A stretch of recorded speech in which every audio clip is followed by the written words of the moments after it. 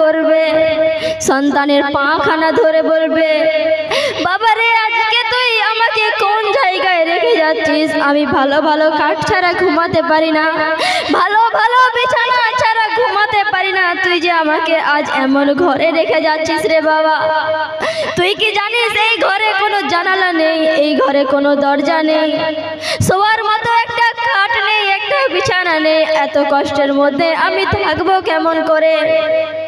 কিন্তু সন্তান মার কথা শুনতে পাবে না।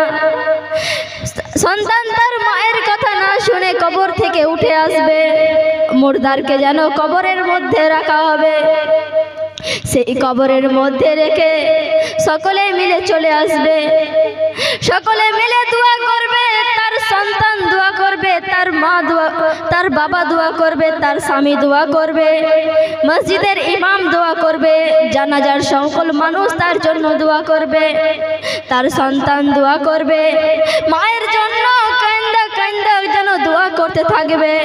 কিন্তু তার সন্তান যদি ইলমে দ্বীন অর্জন করে থাকে তাহলে তার মায়ের জন্য সে ভালো মতো দোয়া করতে পারবে, শুধু জানাজার নামাজে নয়, তার মায়ের জন্য সে তাহাজ্জুদ অবধি যেতে পারবে। যদি তার সন্তান যদি ইলমে দ্বীন অর্জন করে থাকে, যদি আরবিকের শিক্ষা তার ভিতরে থেকে থাকে, তার সন্তান বেশি দূর যদি যেতে না পারে, আল্লাহর সাথে মুলাকাত না করতে পারে, তাহলে তাহাজ্জুদের জায়নামাজে তার মায়ের দোয়া চাইতে পারবে, এতটুকু পারবে। আর আমার মা ও বোনেদের আমি একটা কথা বলে যাই, সেই তাহাজ্জুদের সময় আমার আল্লাহ পাক রব্বুল আলামিন সপ্তম আসমান থেকে নেমে এসে সকলের জায়গায় দেখে যাই, সকলকে দেখে বেড়াই যে কেউ আমার কোন বান্দা আমাকে মনে করেছে, আমার কোন বান্দা আমাকে স্মরণ করেছে, আমি সেই বান্দাকেও স্মরণ করব। আমি কথা দিলাম আমার যেই বান্দা তাহাজ্জুদের নামাজে আমাকে স্মরণ করবে, তাহাজ্জুদের নামাজ পড়বে, আমি সেই সপ্তম আসমান থেকে নেমে এসে তার জায়নামাজের সামনে দাঁড়াইয়া যাব, তার চোখের জল তার জায়নামাজে পড়া অবধি আমার রহমতের হাতখানা তার চোখের নিচনে বাড়াইয়া দিব। বলে সুবহানাল্লাহ, হুঙ্কার দিয়ে বলে সুবহানাল্লাহ। সেই আল্লাহ পাক রব্বুল আলামিন সপ্তম আসমান থেকে নেমে এসে আপনার চোখের নিচে আপনার অশ্রু ধরার জন্য রহমতের হাত বাড়াইয়া দিবে। এতটুকু সৌভাগ্য আমাদের কতটা সৌভাগ্য দেখুন। তাহলে আমার সন্তান, আপনি যখন মারা যাবেন আপনার সন্তান তাহাজ্জুদের নামাজে আপনার জন্য কান্না করবে, রব্বুল আলামিন আপনি আমার মাকে যেন জান্নাতুল ফিরদৌস দান করিও, আমার মার কবরের আযাবকে তুমি মুক্ত করে দিও, আমার মায়ের কবরে তুমি নূরের বাতি জ্বালাইয়া দিও, এমন বলে কান্না করতে লাগবে। আর এমন সময় আল্লাহ পাক রব্বুল আলামিন আপনার সন্তানের দোয়া কবুল করার জন্য সপ্তম আসমান থেকে আপনার সন্তানের জায়নামাজের সামনে দাঁড়াইয়া থাকবে। মা ও বোনেরা একটু খেয়াল করে দেখুন, একটু মনোযোগ দিয়ে দেখুন, সেই যে মা মুর্দারকে কবরের মধ্যে রেখে আসবে, সকলে চলে আসবে, আপনাকে মনে রাখবে, একদিন মনে রাখবে, 2 দিন মনে রাখবে, 1 মাস মনে রাখবে, আত্মীয়রা তো 1 বছর, খুব জোর গেলে 2 বছর মনে থাকবে। কোনোদিন যদি মনে পড়ে তাহলে বলবে অমুকটা এমন ছিল, ইনি ওই এমন কাজ করে গিয়েছিল। কেউ আপনার দুর্নাম করবে, কেউ বা আপনার ভালোটাই বলবে। কিন্তু আপনার সন্তান যে সুবহানাল্লাহ মাশাআল্লাহ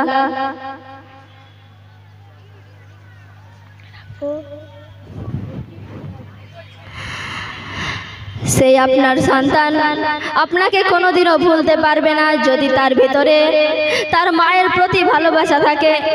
আচ্ছা বলুন তো মা ও বোনেরা, আপনার অনেকের তো সন্তান আছে, ডক্টর আছে, ইঞ্জিনিয়ার আছে, পাইলট আছে, তার মাকে সে প্রচুর ভালোবাসে, নিজের জীবনের থেকে তার মাকে ভালোবাসে। কিন্তু তার মা যখন মৃত্যুবরণ করবে, তার মা যখন কবরের মধ্যে চলে যাবে, সুবহানাল্লাহ মাশাআল্লাহ, নারে তাকবীর, নারে তাকবীর, নারে রিসালাত, নারে রিসালাত, দানকারী, দানকারী,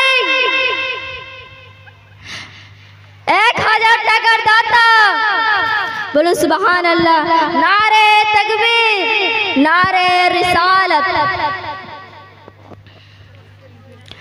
সেই যে কবরের মধ্যে আপনাকে রেখে আসবে, আপনার সন্তান ইঞ্জিনিয়ার, পাইলট আছে, ডাক্তার আছে, মাকে প্রচুর ভালোবাসে, মাকে জীবনের চেয়ে বেশি ভালোবাসে। যখন মা বেঁচে ছিল মায়ের কোনো চাহিদা অপূর্ণ রাখেনি, তার সমস্ত চাহিদা যেন পূর্ণ করেছে। কিন্তু যখন তার মা মৃত্যুবরণ করলো, সেই গহীন কবরের মধ্যে চলে গেল, তার সন্তান হয়তো তার মায়ের জন্য একটু মন খারাপ করবে। আমার মাটা ছিল তো এই কাজটা আমার ভালো হতো, আমার মা ছিল আমার সংসারে বরকত ছিল, আমার মা ছিল আমার কলিজাটা জুড়াতো, আমার মায়ের মুখখানা দেখে এখন মা নেই, ব্যাস এতটুকুই করতে পারবে। আর আপনার সন্তান যদি বেশি কিছু না থাকে, কোরআন পড়া থাকে, যদি আপনার সন্তান নামাজ পড়তে জানে, তাহলে আপনার সন্তান আপনার জন্য জায়নামাজ ওযু করে এসে জায়নামাজখানা বিছাইয়া দিবে। আল্লাহ পাক রব্বুল আলামিনের দরবারে যেন হাত দুখানটা চাইবে, হাত দুখানটা তুলে আপনার জন্য দোয়া করবে। হায় রে আমার জনম দুঃখিনী মা, যে মা যখন এই দুনিয়ার মধ্যে বেঁচে ছিল, আমার রহমত আমার জন্য, আমার জান্নাতটা যেন বেঁচে ছিল। এ রব্বুল আলামিন, আমার গর্ভধারিণী 10 মাস 10 দিন গর্ভে রাখা মা আজকে তোমার দরবারে চলে গিয়েছে। তুমি তাকে ভালো রেখো, তুমি তাকে জান্নাতুল ফেরদৌস দান করিও, তার কবরখানায় তুমি নূরের বাতি জ্বালাইয়া দিও, তার কবরে তুমি নূরের বাতি জ্বালিয়ে দিও, তার কবরকে তুমি ফুলের বাগান করে দিও। তাহলে মা বোনেরা, সেই যে সন্তানই পারে তার মাকে একটা ভালো জায়গায়, মৃত্যুর পর ভালো জায়গায় নিয়ে যেতে, এবং তার সন্তানই পারে তার মাকে, তার বাবাকে সেই কবরের আযাব থেকে বাঁচাতে, এবং সেই সন্তানই পারে কবরের মধ্যে আযাবকে আরো দ্বিগুণ করে দিতে। তাহলে মা ও বোনেরা, আজ থেকে আপনারা সকলেই শপথ নিন যে আপনাদের সন্তানকে সকলে মিলে ইলমে দ্বীন অর্জন করাবেন, এবং ইলমে দ্বীন অর্জন করাবার জন্য মাদ্রাসায় ভর্তি করবেন। কটা মা আমার শপথ দিচ্ছেন যে আপনাদের কন্যা সন্তানকে সুন্দর করে পর্দার মধ্যে হেফাজত করে বাইরে বের করাবেন, এবং তার সন্তানকে, তার ছেলে সন্তানকে একটা ভালো শিক্ষায় শিক্ষিত করবেন? একটু হাত উঠান তো, আমি দেখতে চাই যে এতক্ষণ থেকে যে আমি সেই রাসূলের প্রতি সেই রাসূলের গুণগান করছি, তখন থেকে আমার কটা মায়ের মধ্যে সেই রাসূলের প্রেম ভালোবাসা জেগে উঠেছে? হাত তুলুন তো। আমার পিছনের মাগুলো মনে হয় সেই রাসূলের আশিকি হতে পারেনি এখনো। কি মা বোনেরা পারেননি না? সেই আশিককে, সেই রাসূলের কথা আপনাদের একটুকু স্মরণ নেই? কি মা বোনেরা নেই? এই আমার মা বোনেদের আপনাদের উদ্দেশ্য নিয়ে বলছি, সেই রাসূলকে স্মরণ করুন যে রাসূল আমাদের মেয়েদের সম্মানটাকে উঁচুতে করেছে। সেই রাসূলকে স্মরণ করুন যে রাসূল আমাদের মেয়েদের সম্মানটাকে এই দুনিয়ার মধ্যে আসার সঙ্গে সঙ্গে উঁচুতে করেছেন। চলুন মা ও বোনেরা, আমি আপনাদের সম্মুখে সেই নবী আসার আগে আরবের দেশের কিছু ছোট কাহিনী আপনাদের সম্মুখে তুলে ধরব। হৃদয়টা যেন ফেটে যাবে। সেই আরবের দেশে আরবের মেয়েদের কি হালত করেছিল আমার নবী এই দুনিয়াতে আসার আগে।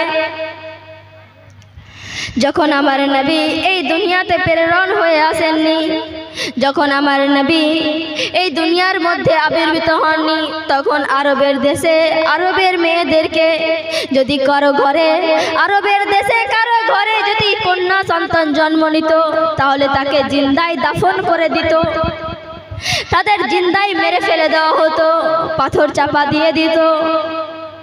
আরবের দেশে আরবের মেয়েদেরকে জিন্দাই কতল করে দিত, জিন্দাই দাফন করে দিত। যখন আমার নবী এই দুনিয়ার মধ্যে প্রেরণ হয়ে এলেন, তখন সঙ্গে সঙ্গে বলে দিলেন, এ আরববাসীরা রে, তোমরা শুনে নাও, শুনে নাও, তোমরা যে মেয়েদেরকে কতল করছিলা, তোমরা যে মেয়েদেরকে জিন্দায় দাফন করে দিচ্ছিলা, সেই মেয়েদেরকে আর কতল করা যাবে না, সেই মেয়েদেরকে আর জিন্দায় দাফন করা যাবে না। কারণ আমি নবী আমানের পেগাম নিয়ে এসেছি, খুশির সংবাদ নিয়ে এসেছি। তোমরা যেই মেয়েদেরকে কতল করছিলা, যে মেয়েদেরকে জিন্দায় দাফন করে দিচ্ছিলা, সেই মেয়েদেরকে আর কতল করা যাবে না, সেই মেয়েদেরকে আর দাফন করা যাবে না। কারণ একটা ছেলের তার মায়ের পায়ের নিচনে জান্নাতের ঠিকানা ঘোষণা করে দিলাম। বলে সুবহানাল্লাহ। মা ও বোনেরা একটু খেয়াল করে দেখুন, সেই নবী আসার সঙ্গে সঙ্গে মেয়েদের সম্মানটা কতটা উঁচুতে গেল, সেই মেয়ে নবী আসার সাথে সাথে মেয়েদের সম্মানটা কতটা উপরে নিয়ে গেল। তাহলে সেই নবীর প্রেম ভালোবাসা আমাদের ভিতরে থাকা দরকার কি দরকার নয়? সেই নবীর ভালোবাসা আমাদের ভিতরে থাকা উচিত কি উচিত নয়? সেই নবীর আশিকি হওয়া উচিত কি উচিত নয়? তাহলে এবার চলুন মা বোনেরা, সেই নবীর আশিকি হয়ে, সেই নবীর আশিকি হয়ে, সেই নবীকে ভালোবেসে, সেই নবীকে অন্তরে রেখে একবার সকলে মিলে সেই নবীর প্রতি দুরূদ শরীফ পড়বে। আল্লাহুম্মা সাল্লি আলা সাইয়্যিদিনা মাওলানা মুহাম্মদ ওয়া আলা আলি সাইয়্যিদিনা ওয়া আলা আলি সাইয়্যিদিনা মাওলানা মুহাম্মদ সাল্লাল্লাহু তাআলা আলাইহি ওয়াসাল্লাম।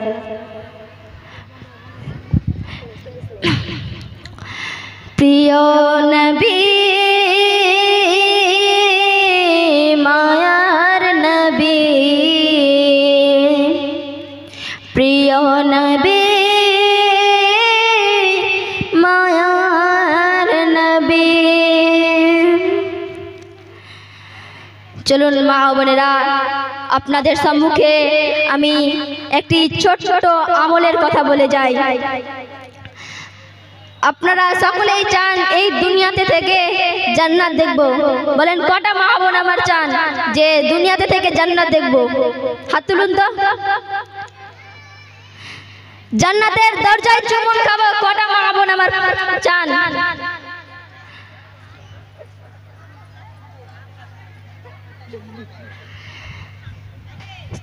কি মা বোনেরা, আপনারা চান না যে এই দুনিয়া থেকে সেই রাসূল, যার সেই রাসূলের নাম লেখা আছে জান্নাতের 7খানা দরজায়, সেই রাসূলের নাম লেখা আছে, সেই নামে আমরা চুমুন খাবো?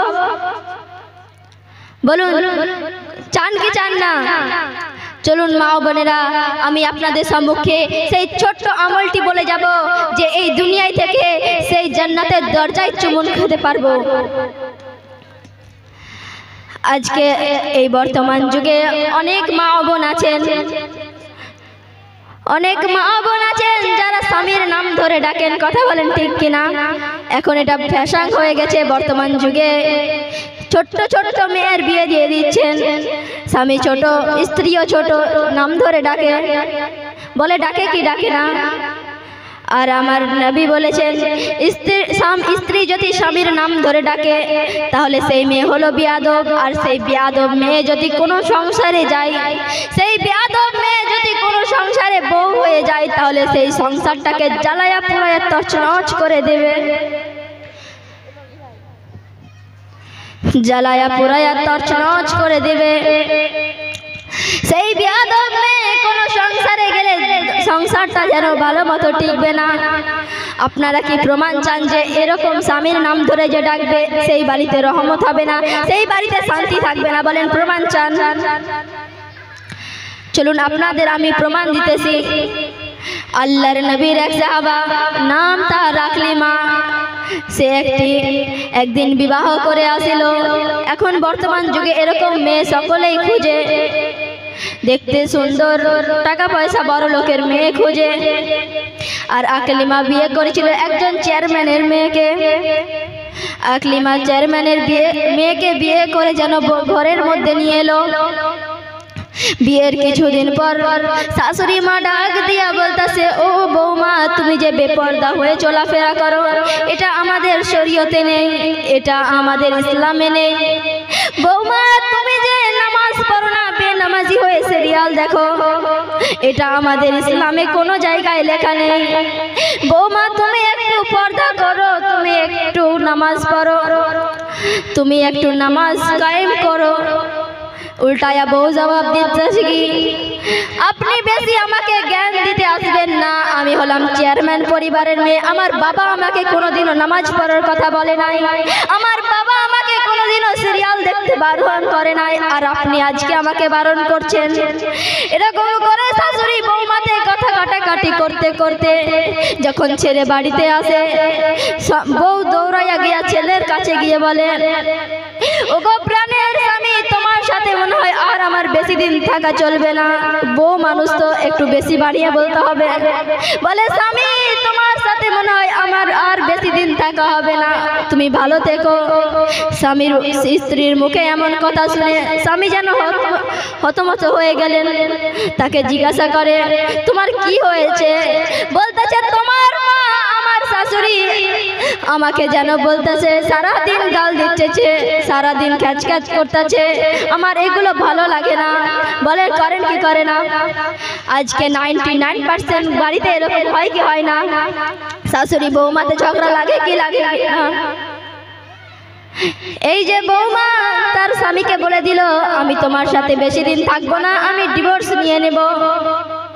শাশুড়ি বৌমাকে বলতেছে, ও বৌমা, তুমি এ কেমন কথা বলছো? আমি তোমাকে কখন তোমার সাথে ঝগড়া করলাম? আমি তো তোমাকে শুধু ইসলামের দাওয়াত দিলাম, তোমাকে নামাজের দাওয়াত দিলাম, আর তুমি আমাকে এভাবে খারাপ কেন করতেছো? তখন সেই ছেলেকে মা 10 মাস 10 দিন পেটে ধরে, সেই ছেলে যাকে মা ছোট থেকে নিজে না খেয়ে তাকে খাইয়ে বড় করেছে, ইনকামের পথ দেখিয়েছে, সেই ছেলে যেন মাকে বলতেছে, মা, তুমি একটা কথা শুনে রাখো, তুমি যদি এই বাড়িতে থাকতে চাও, তুমি যদি এই বাড়িতে থাকতে চাও, তাহলে তুমি আমার বউয়ের কথা মতো চলবে, আমার বউয়ের কোনো খুঁত ধরবে না, আমার বউয়ের সাথে তুমি ঝগড়া করবে না। সেই সময় মা যেন চিৎকার দিয়ে কান্না করে, রব্বুল আলামিনের কাছে দুখান হাত উঠাইয়া বলে, ইয়া আল্লাহ, আমি একই ভুল করলাম, আমি ছেলে সন্তান জন্ম দিয়ে আমি একই ভুল করলাম রব্বুল আলামিন। আজকে সেই সন্তান যাকে আমি 10 মাস 10 দিন পেটে রেখে রক্ত মাংস খাইয়ে তাকে মানুষ করলাম, সেই সন্তান আমাকে যেন বাড়ি থেকে বের হয়ে যেতে বলছে, তার স্ত্রীর জন্য আজ আমাকে বড় কথা বলছে। তাহলে মা বোনেরা, সেই সন্তান যাকে আপনি এত কষ্ট করে মানুষ করলেন, কি পরিণাম হলো, কি পরিণাম দিল তার বিয়ের পরে? সেই বউয়ের কথাই যখন চলাফেরা করতে লাগলো, সেই বউয়ের কথাই যেন ওঠা বসা করতে লাগলো। এটা কি ইসলাম কখনো হবে? এটাকে ইসলাম বলা যাবে যে এই ঘরটা ইসলামের মধ্যে পড়ে, এই ঘরে মুসলমান বসবাস করে? যেই ঘরে শাশুড়ি এক জায়গায় কান্না করে, একদিকে বউ আর সন্তান এরা আমোদ ফুর্তি করে, এটা কখনো ইসলাম? ইন্নাদ-দীনা ইনদাল্লাহিল ইসলাম, ইসলাম কোনোদিনও হবে না একদিকে মা কান্না করে আর একদিকে তার সন্তানরা আমোদ ফুর্তি করে, এটা কখনো ইসলাম নাই। আবার এই ইসলাম কোন ধর্মগত বংশ থেকে আসেনি বা মার্কেট থেকে কিনে আসেনি। ইন্নাদ-দীনা ইনদাল্লাহিল ইসলাম, আল্লাহ পাক রব্বুল আলামিন কুরআন শরীফের মধ্যে ঘোষণা করে দিয়েছেন, পবিত্র আয়াতটাকে আল্লাহ পাক রব্বুল আলামিন কুরআন শরীফের মধ্যে ঘোষণা করে দিয়েছেন, ইন্নাদ-দীনা ইনদাল্লাহিল ইসলাম। ইসলামটা হলো শান্তিময় জায়গা, যে জায়গা যেখানে শুধু শান্তি আর রহমত, যেখানে শান্তি আছে সেখানে রহমত আছে, আর যেখানে রহমত আছে সেখানেই বরকত আছে। মা ও বোনেরা, একটা কথা মাথায় রাখবেন, যদি আপনাদের সংসারে রহমত আনতে চান, যদি আপনার সংসারে বরকত আনতে চান, তাহলে আপনাদের সংসারে ঝামেলা না করে ইন্নাদ্দিনা ইনদাল্লাহিল ইসলাম এই আয়াতটিকে মানবেন। এই আয়াতটিকে 24 ঘন্টা বুকের মধ্যে রাখবেন যে আল্লাহ পাক রব্বুল আলামিন কোরআন শরীফের মধ্যে বলেছে ইন্নাদ্দিনা ইনদাল্লাহিল ইসলাম। ইসলাম হলো সব সময় শান্তিময় ধর্ম, যেই ধর্মতে কোনোদিনও ঝগড়া নেই। এই ধর্ম এমন একটি ধর্ম যে ধর্মতে কখনো ঝগড়ার কোনো একটুকু বিন্দু পর্যন্ত নেই। তাহলে মা ও বোনেরা, আপনারা যে আপনাদের শাশুড়ি মায়েদের সবাই সব সময় মায়ের নজরে দেখবেন। আর আমার শাশুড়ি মায়েদের উদ্দেশ্য নিয়ে বলবো যে আপনারা সব 24 ঘন্টা আপনার বৌমাদের মেয়ের নজরে দেখবেন। তাহলে দেখবেন আপনার সংসারের রহমত আসবে। আর আপনার সংসারের রহমত আসলে বরকত আসবে। আর বরকত আসলেই শান্তি আসবে। ইসলাম মানে হলো, ইসলামে বলে দেওয়া আছে যেখানে রহমত আছে সেখানে বরকত আছে, আর যেখানে বরকত আছে সেখানে শান্তি আছে। যেখানে রহমত নাই সেখানে বরকত নাই, আর যেখানে বরকত নাই সেখানে শান্তি নাই, আর যেখানে শান্তি নাই ওখানে আমার ইসলাম নেই। কারণ ইসলাম ধর্মে তো এটা নেই যে সবাই সবার সাথে ঝগড়া করবে, শাশুড়ি বউয়ে ঝগড়া করবে, পাড়া প্রতিবেশীতে ঝগড়া করবে। তাহলে কেমন আমরা মুসলমান, তাহলে কেমন আমরা ইসলাম ধর্ম গ্রহণ করে আছি যে ধর্মে আমরা মানুষকে ঘৃণা করি, মানুষের সাথে ঝগড়া করে 2 দিন 4 দিন 1 মাস 1 বছর ধরে কথা বলি না। কথা বলেন ঠিক কিনা? পাড়া প্রতিবেশীতে ঝগড়া হয় কি হয় না? পাড়া প্রতিবেশীতে ঝগড়া হয়, তখন সেই তার জমির মধ্যে যদি তার একটা হাঁস বা মুরগি চলে আসে, তারা সেটাকেও মেরে তার জমি থেকে বের করে দেয়। কথা বলেন করে কি করে না? পাড়ার প্রতিবেশীতে ঝগড়া হলে এরকম করে কি করে না? কিন্তু একটা কথা মাথায় রাখবেন, ইসলামে কোনোদিনও একটা হাঁস মুরগি নিয়ে ঝগড়া নেই। ইসলামে মানুষ নিয়ে ঝগড়া নেই। একটা মানুষকে ভালোবাসবে, মানুষের সাথে মিশে থাকবে, শাশুড়ি বৌমাতে মিশে থাকবে। এটাই হলো আমার ইসলাম। আর আমার ইসলামকে যে মানবে, আমার ইসলামকে যে ভালোবাসবে, আমার রাসূলকে পাবে। আর আমার রাসূলকে যে পাবে সে আমার আল্লাহকে পাবে। আমার আল্লাহ পাক রব্বুল আলামিন বলেছে, হে আমার বান্দা বান্দিরা রে, তোমরা যদি আমাকে পেতে চাও, এ আমার বান্দা বান্দিরা রে, তোমরা যদি আমাকে রাজি করতে চাও, তাহলে প্রথমে আমার রাসূলকে রাজি করাও। আর আমার রাসূল বলেছেন, এ আমার উম্মতিরা রে, তোমরা যদি আমাকে পেতে চাও তাহলে সর্বপ্রথম আহলে বাইতকে মনে করো। কি মা ও বোনেরা, আপনাদের এখন মনে আসবে তো যে আহলে বাইত কারা? আসছে কিনা এই কোশ্চেনটা যে আহলে বাইত কারা? চলুন মা ও বোনেরা, আমি আপনাদের বলে দিচ্ছি সেই আহলে বাইত কারা। সেই আহলে বাইত হলো নবীর বংশরা, যারা সেই কারবালার মাঠে রক্তাক্ত হয়ে গিয়েছে, ইসলামকে বাঁচাতে গিয়ে নিজের জীবনটাকে দিয়েছে। তীরের আঘাতে রক্ত বিতঙ্গ হয়ে সেই কারবালায় পড়ে থেকেছে, তারা আহলে বাইত। আর আজকে আমরা সেই নবীর জন্য সেই তার রাস্তায়, তার ঘরে আমরা দান করি না, তার দেখানো রাস্তা দিয়ে চলি না। সব থেকে বড় কথা হলো তার দেওয়া শ্রেষ্ঠ কিতাব, তার রেখে যাওয়া শ্রেষ্ঠ কিতাব কোরআনকে খুলে দেখি না। কথা বলেন ঠিক কিনা? আমরা কেমন মুসলমান, শুধু রমজান মাস এলে মনে পড়ে আমরা তো মুসলমান, 30টা রোজা করতে হবে। আমরা তো মুসলমান, কোরআনটাকে খুলে দেখতে হবে। সেই 30 দিন আমরা কোরআনটাকে পড়ি, সেই 30 দিন আমরা কোরআনটাকে স্মরণ করি, রাসূলকে স্মরণ করি, আল্লাহকে স্মরণ করি। আমরা কেমন মুসলমান যে সেই রমজানের সাথে সাথে আমরা কত বাজার ঘাটে হই হাল্লা লাগিয়ে দিই। এই রমজান মাস চলছে, এখন রমজান মাস চলছে, সকলে ফল কিনে ইফতারির জন্য নানা রকম জিনিস কিনে নিয়ে যাই। তখন আমাদের মনে পড়ছে আমরা মুসলমান, আমাদের রোজা করতে হবে, আমাদের ইফতারি করতে হবে, আমাদের সেহরি করতে হবে, আমাদের কোরআনটাকে খুলে দেখতে হবে। আমার পিছনের মা ও বোনেদের উদ্দেশ্য নিয়ে বলছি, যারা দাঁড়িয়ে আছেন এবং চলাফেরা করছেন তারা একটু স্থির হয়ে বসুন, একটু ঠান্ডা মিরাজে বসুন, দেখবেন বক্তব্য আরো ভালো লাগবে। আমার পরে আরো 2 জন বিখ্যাত বক্তা আসবেন, আপনাদের তাদের মধুর আওয়াজে আপনাদের মোহিত করবেন এবং আপনারা তাদের মধুর আওয়াজে সুন্দর সুন্দর বক্তব্য আপনারা শুনবেন। আপনারা তাদের কাছ থেকে কিছু গ্রহণ করবেন এবং আপনারা তাদের কিছু দিবেন।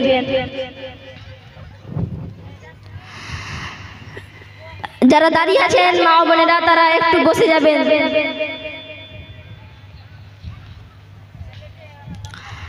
চলুন মা বোনেরা, আমি আপনাদের সম্মুখে সেই নবী, যে নবী আসার সাথে সাথে যে আমাদের এতটা সম্মান করলো, আমাদের এতটা রহমত করলো, সেই নবীর জন্য আমরা কি করলাম,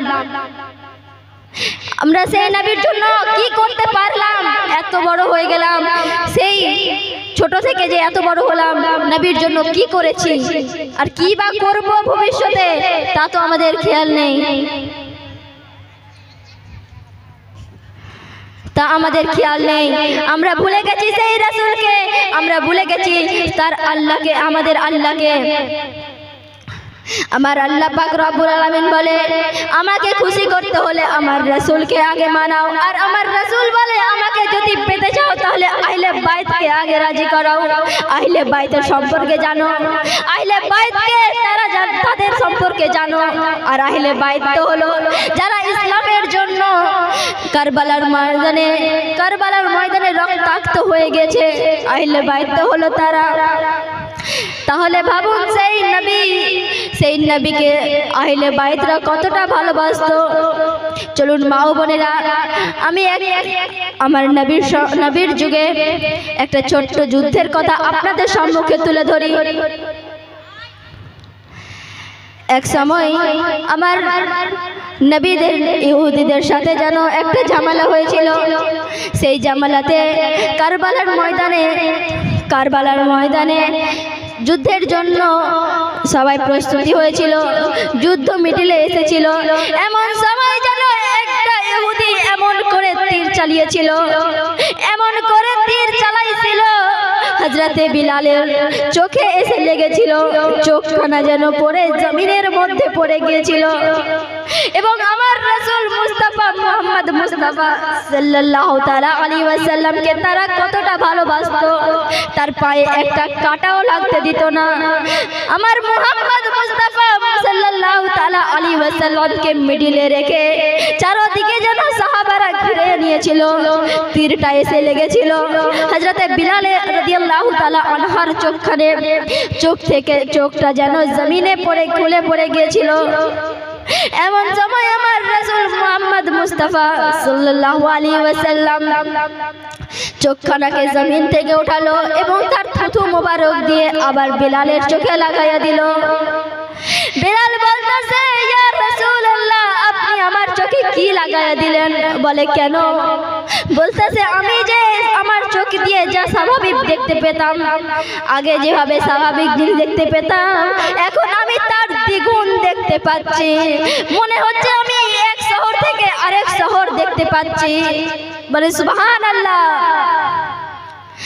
সেই নবীর থুতু মোবারক খানা কতটা পাওয়ার ছিল দেখুন। থুতু দিয়ে তার চোখখানা যেন লাগিয়েছিল, তার চোখের স্বাভাবিকের তুলনায় দ্বিগুণ যেন দেখতে পাচ্ছিল। সেই বিলাল রাদিয়াল্লাহু তাআলা আনহা সেই কারবালার ময়দানে নবীকে বাঁচিয়েছিলেন। শুধু তাই নয়, সাহাবায়ে একরাম আমার রাসূলকে এতটা ভালোবাসতেন, তারা তো নবীর যুগে এসেছিলেন, তারা তো দুই চক্ষু দ্বারা নবীর দিদার করেছেন, দুই চক্ষু দ্বারা নবীকে দেখেছেন, তারা নবীর হাতে হাত রেখে কলেমা পাঠ করেছেন। আমাদের তো সেই সৌভাগ্যটা নেই, কিন্তু আমরা একটা জিনিসে আল্লাহ তাআলার কাছ থেকে লাখ লাখ শুকরিয়া আদায় করতে পারি যে তিনি আমাদের সেই শ্রেষ্ঠ নবীর উম্মত করে পৃথিবীর মধ্যে পাঠিয়েছেন, এই দুনিয়াতে পাঠিয়েছেন। যে নবী না হলে জমিনটা হতো না, যে নবী না হলে আসমান হতো না, যে নবী না হলে আমি আপনি এই মেহফিলে আসতে পারতাম না, যে নবী না হলে আরবের দেশে মেয়েদেরকে বাঁচানো যেত না, যে নবী আসার আগে মেয়েদের সম্মানটা নিচে ছিল, সেই নবী আসার সাথে সাথে যেন সবকিছু আল্লাহ আলাদা করে দিল। এই দুনিয়াটা যেন অন্ধকারে ভরেছিল, এই দুনিয়াটা অন্ধকার ছিল। সেই নবী আসার সাথে সাথে দুনিয়াটাকে যেন নূরের আলোয় আলোকিত করলো। সেই নবী আসার পরে মেয়েদের সম্মানটা উপরে করলো। সেই নবী আসার সাথে সাথে সব কিছু পাল্টে দিল। তিনি কত পরিশ্রম করে দিন প্রচার করেছিলেন। যখন আমার নবী এই ইসলামের দাওয়াত দিচ্ছিলেন, যখন ইসলাম প্রচার করছিলেন, তখন কয়েকটা ইহুদি আমার নবীর কাছে এসে বলতেছে, এ মুহাম্মদ, তোমার কাছে আমি এসেছি, তোমার কাছে আমি একটা শর্ত নিয়ে এসেছি। তুমি আজ থেকে ইসলাম প্রচার বন্ধ করে দিবে।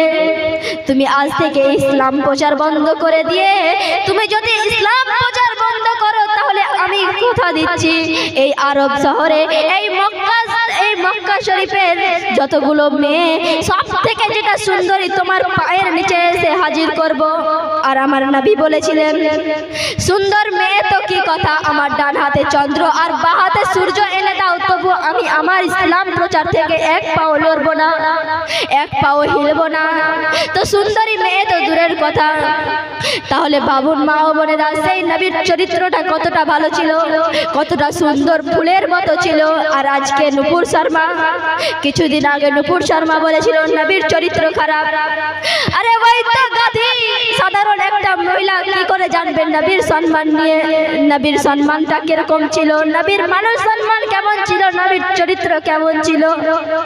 তাহলে মা বোনেরা একটু খেয়াল করে দেখুন, সেই নবী সব থেকে সুন্দরী মহিলা তো দূরের কথা, ডান হাতে চন্দ্র বাম হাতে যদি সূর্য এনে দেয় তাও তিনি রাজি হননি। ইসলাম প্রচার করেছেন, দিনের পর দিন কত আঘাত সহ্য করেছেন, দিনের পর দিন লোকের অত্যাচার সহ্য করেছেন, তবুও তিনি ইসলাম প্রচার থেকে সরেননি।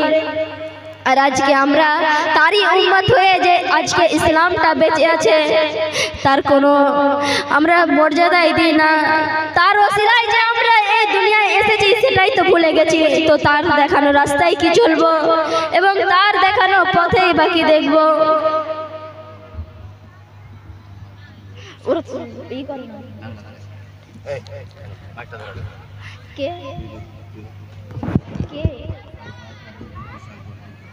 আব্দুল গফুর সাহেব,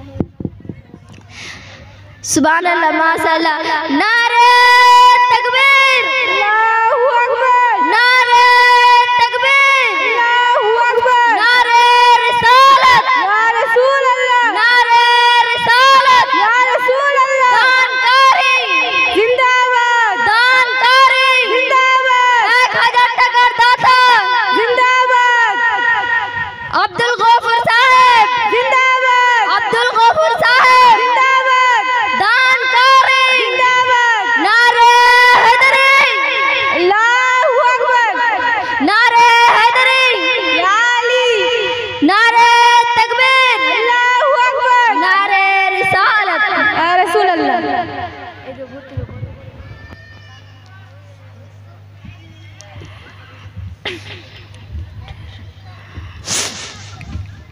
আল্লাহর নবী, নূরের নবী গো, আপনি আমার জীবনের জীবন। আল্লাহর নবী, নূরের নবী গো, আপনি আমার জীবনের জীবন। আপনি আমার জীবন সাথী, অন্ধকার কবরের বাতি, আপনি আমার নির্দুনিয়ার দান। আপনি আমার জীবন সাথী, অন্ধকার কবরের বাতি, আপনি আমার নির্দুনিয়ার দান।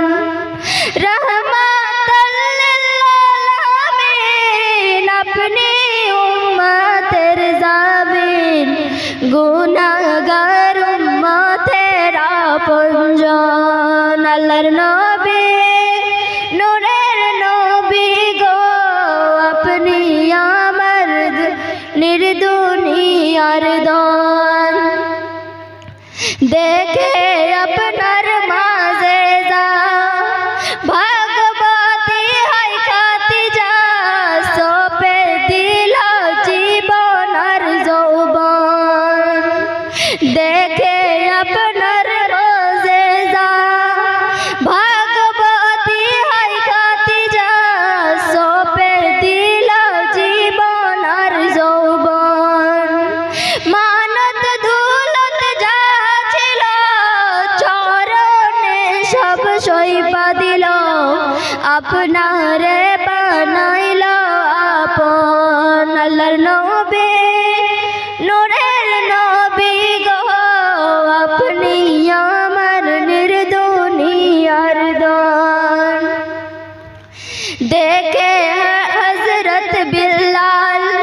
প্রেমেতে হইয়া মাতাল পাইল মায়ার জ্বালাতন দেখে হযরত বিল্লাল প্রেমেতে হইয়া মাতাল পাইল মায়ার জ্বালাতন দেখে তার প্রেম মুক্তি বিল্লাল রে দিলেন মুক্তি আপনারে বানাইল আপনজন আল্লাহর নবী নূরের নবী গো আপনি আমার নির্দুনিয়ার দান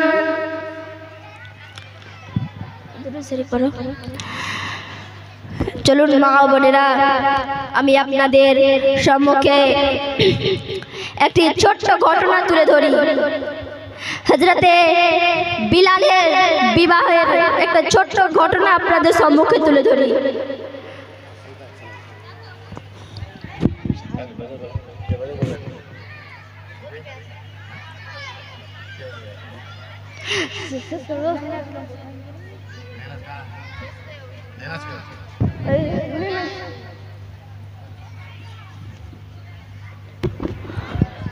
আমাদের মাদ্রাসার ছাত্রী গজল শিল্পী নেহনাজ খাতুন আমাদের মাদ্রাসার ছাত্রী গজল শিল্পী নেহনাজ পারভিন এবং তানজিলা খাতুন জাইনাব খাতুন তোমরা যেখানে থাকো না কেন স্টেজ তোমাদের খোঁজা করছে তাই তোমরা দেরি না করে তোমাদের সময় হয়ে গেছে গজল পড়ার এই মাজমাকে একটু গরম করার জন্য এই ভরপুর গরমে আর একটু গরম করার জন্য তোমাদের তোলপাল গজল অবশ্যই দরকার আছে নেহনাজ খাতুন তুমি যে কোনোখানে থাকো না কেন খুব শীঘ্রই আমাদের স্টেজে দেখা করবে গজল শিল্পী নেহনাজ খাতুন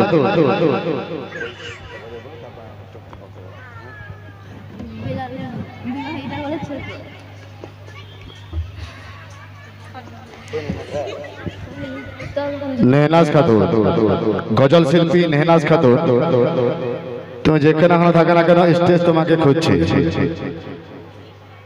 5টা 15 মিনিট সময় হচ্ছে 5টা 20 মিনিটে তোমার সময় দেওয়া হয়েছে তুমি যেখানে থাকো না কেন ডাইসে এসে দেখা করবে গজল শিল্পী নেহনাজ খাতুন এখন আপনাদের সম্মুখে এই স্টেজকে তোলপাল করার জন্য মনোরঞ্জনের জন্য গজল নিয়ে আসছে নেহনাজ খাতুন আমাদের মাদ্রাসার ছাত্রী আপনাদের সম্মুখে আসবে এবং মধুর স্বরে গজল বলবে